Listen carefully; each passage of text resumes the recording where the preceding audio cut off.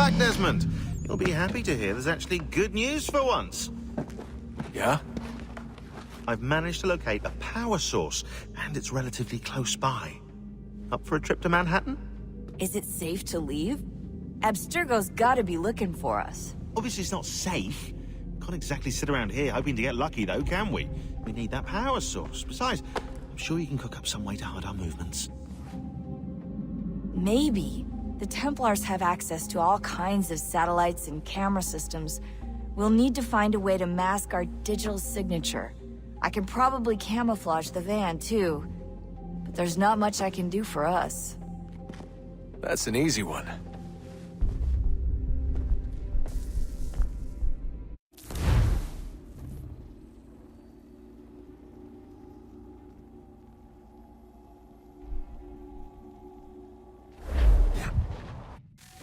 Local utility companies have assured the public that they're completely prepared for the upcoming solar maximum. Disruptions to service are expected to be minimal. If only they knew. What's this? A remote-operated camera. It'll provide us with a feed while you're on mission. This will let us talk to each other. We're almost there, so listen up. The artifact is in an office penthouse in Lower Manhattan. At this time of night, direct infiltration is gonna get you noticed. I think we're better off having you drop in from above. What do you mean, above?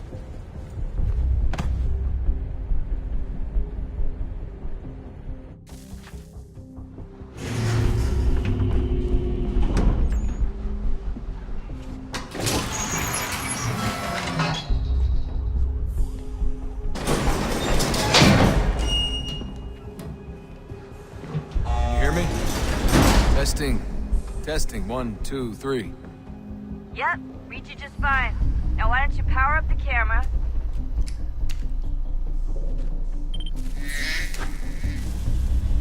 I've got pictures. Running diagnostics. Perfect. I've got a nice, strong signal. Just a heads up, there's no elevator access from here on out. You'll have to get up there the old-fashioned way.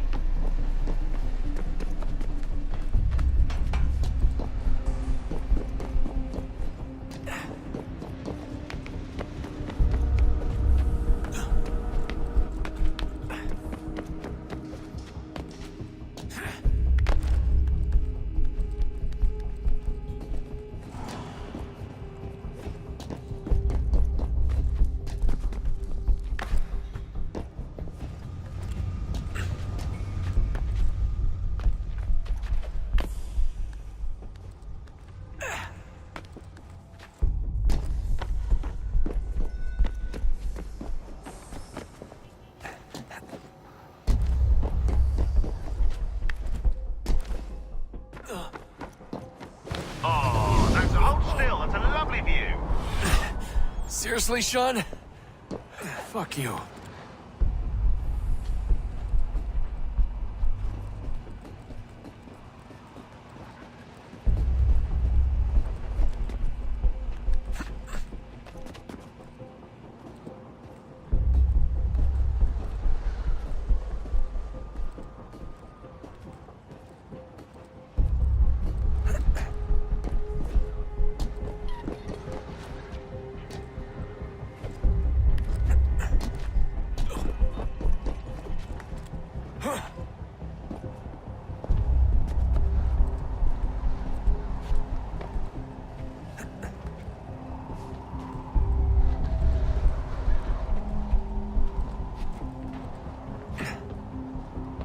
Jesus. Look on the bright side.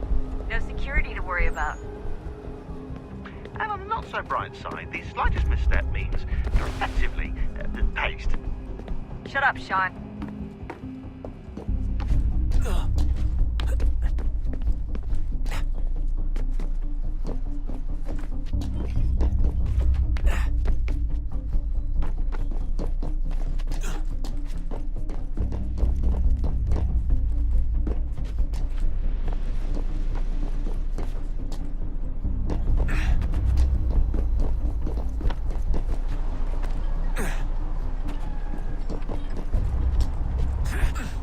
Almost there, Desmond.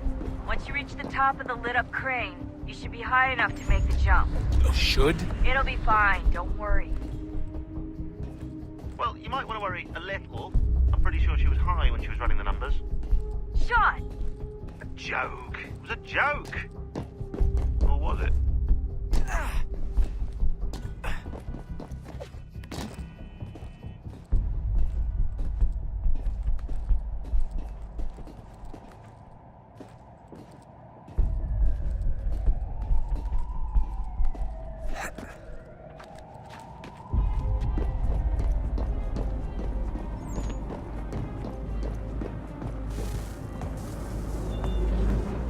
Jump when you're ready, but wait for my signal to open the chute. Timing's really important here. Too soon or too late, and you'll miss the building.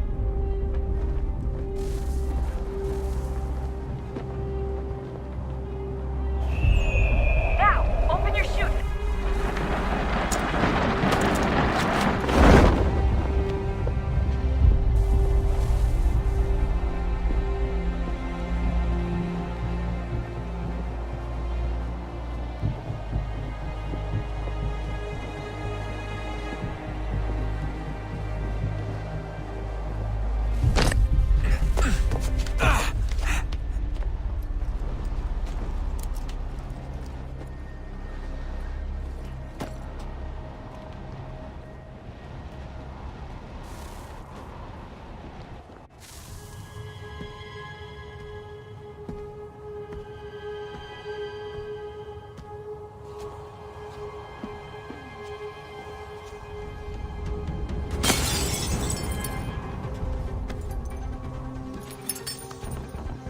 That wasn't so bad.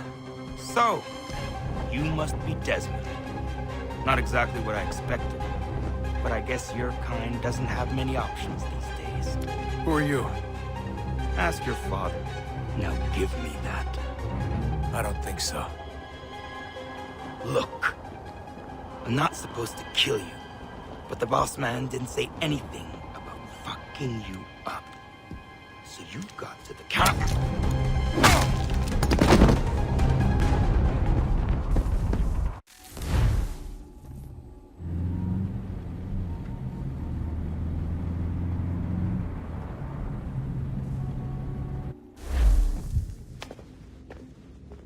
So who the hell is Daniel Cross? Believe it or not, he used to be an assassin.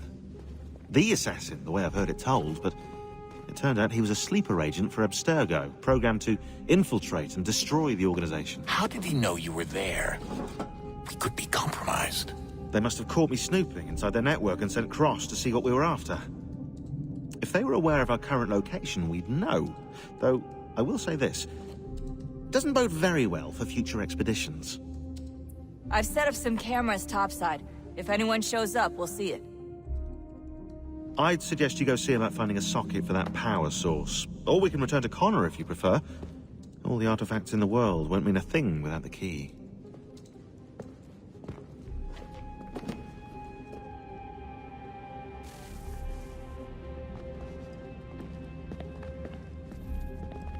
I know everyone thinks I'm being silly, but I can't shake the feeling we're being watched.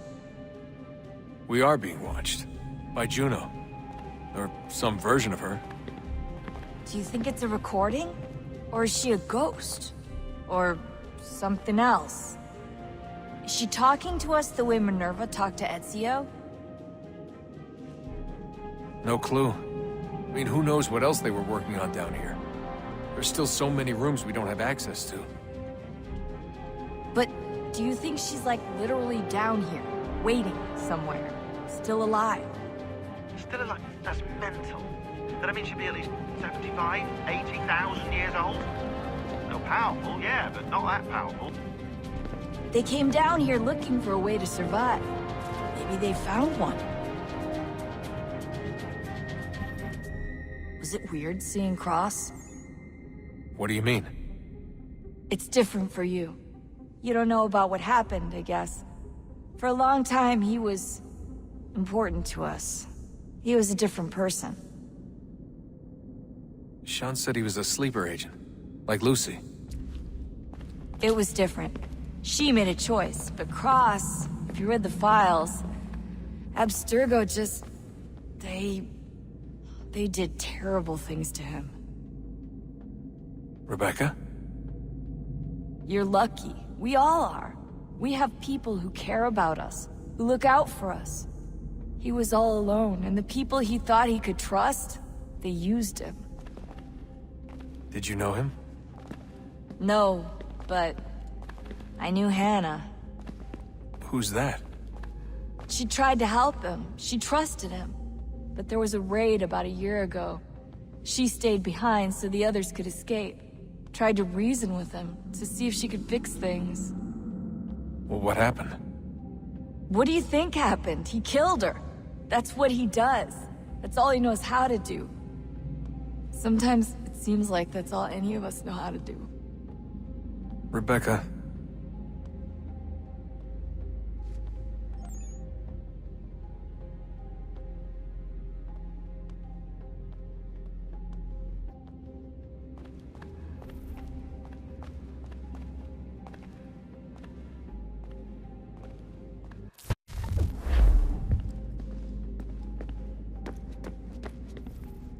I just want to be alone right now.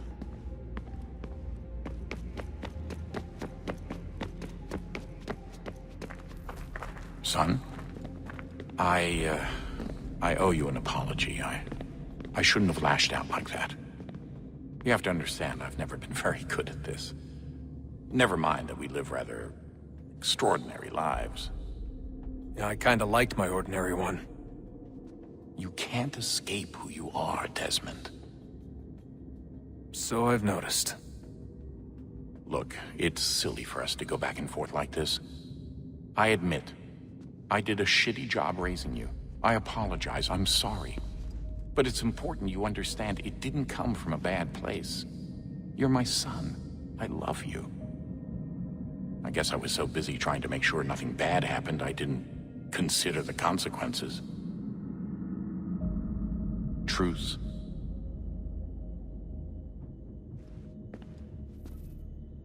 I can't believe it's taken me so long to ask, but...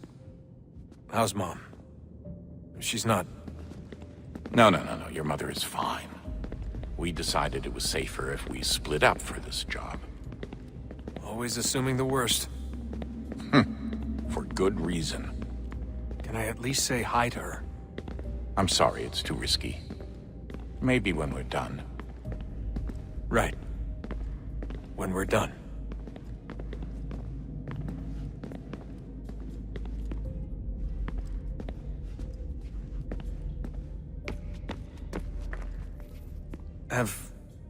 Have we ever tried to make peace with the Templars? Throughout our history, there have been moments. Several, in fact. But... it's impossible. There are existential differences, insurmountable. If there were to be unity, it wouldn't be a truce so much as a submission. But knowing what's about to happen, wouldn't it make sense to try and talk to Vidic? Come to an arrangement, even if it's only temporary? We'd all be so busy watching our backs, nothing would get accomplished. Imagine that. We're more productive at war. Well, have we ever tried sending in someone? Doing to them what they did to us with Lucy? Or Cross? We have, and it's never worked. We've sent people who were either too weak and found themselves turned, or too strong and were unable to carry out the charade. I just feel like we all want the same thing. We use the same words, but that's all they are, words. In the end, it all comes down to freedom. We seek it, they detest it. And so there's never an end to the fight. Not until one side is completely gone. Is that even possible? Probably not. Our two groups have existed in one form or another since, well, since forever. But things can be better than they are. And that's something. Did you look for me, Dad? When I was gone? Every day. Come on. I mean it. Every night I'd look, searching for your name or variations of it, hoping you'd slip up. Abstergo only found you first because they had better access. A few more days and it would have been me. Well, I'm here now. And I'm glad. Do you think Lucy regretted what she was doing? I used to think I knew her well, but clearly that wasn't the case. So I really can't give you an honest answer. She seemed so sincere, though. Like she really wanted to make a difference. Yes, well, when I first met him, I thought the same thing about Cross. It just keeps happening over and over again. What does? Everything. Don't get weird on me, Desmond. No, it's fine. I'm fine. Don't worry.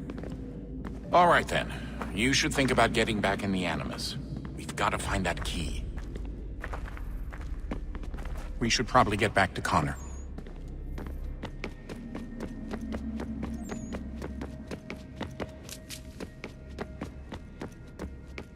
Ah, Desmond, there you are. Can I ask a favor? Maybe? When this is all over, I'd like to try turning the dial back on the Animus. Like, all the way back. To the time of the first civilization. You think it would work?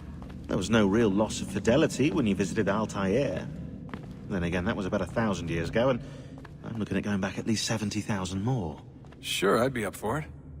It'd be interesting to see what things were like back then. Excellent. I think it would prove most enlightening. So this is how it started. What are you up to? Just brushing up on my American history. Well, I say history. They certainly teach you strange things in the States. Like what? Well, for all the talk of this being a revolutionary war, it was a civil one. Well, not that kind of civil. I mean, there was no America versus Britain. It was Brit on Brit action. And you can clearly see how the whole thing got started. One war gave birth to the other. You mean the 7 Years' War? Exactly. Seems the Crown overspent in its attempt to keep the French out, wound up with a great deal of debt. Believing that the colonists should help to shoulder the burden, new taxes were created. It was a reasonable request, even if Parliament was rather, well, undiplomatic about it. Well, it's not really fair to tax people for a war they didn't want any part of. What? Didn't want any part of? Did you not notice George Washington with Edward Braddock? He was right there in the middle of it. So here you have the Crown spending who knows how much money to secure a place for the colonists to thrive, and then, when they ask for a little bit of help... Right, look, think of it this way. King George and the colonists, they all go out to dinner, right? And when the bill comes, George asks for them to kick in and pay their share. Fair enough. Now keep in mind, he's been taking them out to dinner, gratis, for decades now. But the colonists, oh no, they insist they only had a glass of water and a side salad. Never mind the table's full of half-eaten food and empty bottles of wine. Now when the king points this out, what do the colonists do? Oh, they flip the table over and they storm out the restaurant. Probably intending to return later and burn it down. You left out the part where the king pointed a gun at the colonists and asked them to cover dinner for everyone in the restaurant. Right, yeah, interesting take. If he pulled out a gun, and I'm not sure he did, it would only have been after the 100th failed attempt at getting them to pay their fair share. But how do you define someone's fair share? Oh, well, with a war, apparently. I wonder how many other places like this exist. There are dozens of them, all over the world. And somehow no one's ever found one before us. I don't think that's true. Oh? When I was at Abstergo, Vidic talked about silencing discoveries made by non-Templars. And I'm sure Abstergo has dug up plenty. The things they must know. Regretting throwing in with us? No. Just looking forward to when we can finally trounce those bastards so I can dive into their archives. Oh, I think I found a lead on another power source. Later, Desmond. I'm in the middle of something very important right now. A rule to follow.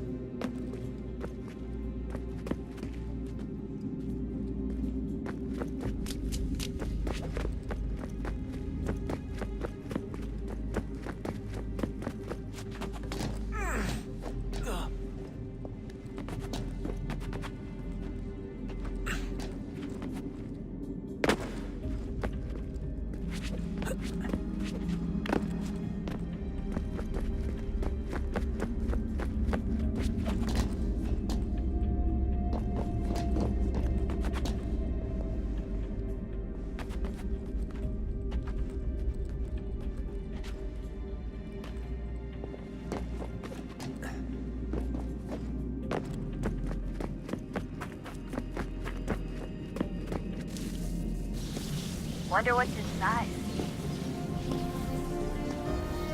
Only one way to find out.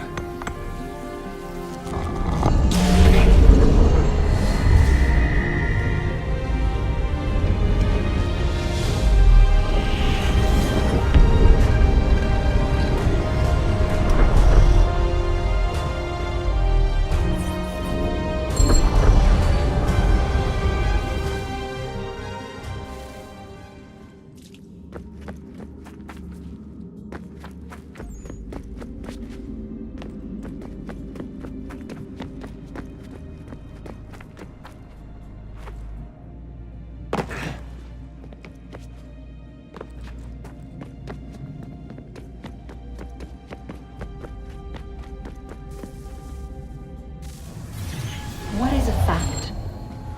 Is it fixed? Immutable? Certain in its existence and only awaiting discovery? Or might it be changed? Here we learned the answer, and thought that it might save us. They were used to command, to control, to own. But we soon discovered another use. When enough sat in thrall and were told to believe, their thoughts took on form. What was imagined became real. If 100 minds could wish away a wall or create a tree, what might 1,000 do? 10,000? More? Might we change the consensus and will the threat away? We resolved to send one into the sky where it might illuminate us all. Once placed, a sentence would be uttered. Make us safe. In this way, we would change the consensus. We would save the world. But it never came to be. We sent a dozen of them skyward, but there was no way to maintain control, to direct the beam, to enthrall the world, to speak the words. Though this was strange and dangerous, what we tried next was worse.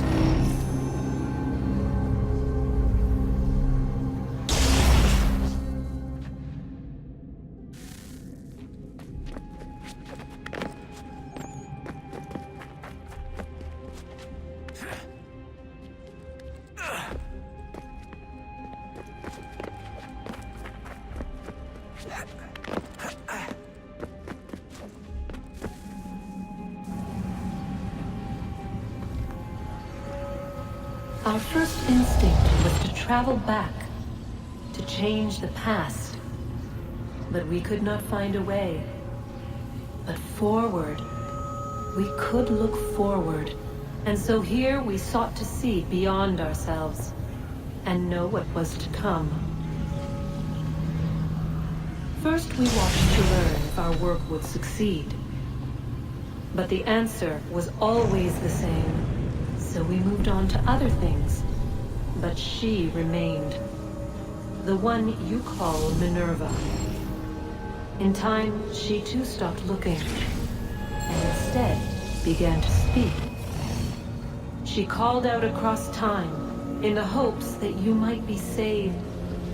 She hid messages where none might find them, save for you and those within this place. Fascinating. Tired of it. The cryptic warnings, the threats. Just tell us what you want! But they are. We saw the Nephilim there. We seemed like grasshoppers in our own eyes, and we looked the same to them. Imagine trying to explain all this to a 2-year-old, to a grasshopper. When they said the will of the gods was unknowable, they meant it. Literally. I killed her, you know. I killed Lucy. It was the apple, son. It was Juno. I saw what she was. What would happen if I let her live? I could have stopped myself. I mean, There was a force there, but I didn't have to. I chose to. Desmond, Lucy was going to betray us and take the apple back to Abstergo. I saw the satellite launched, I saw them turn it on, and then... it failed. Whatever's on the other side of that door, it benefits Juno. We need to be careful.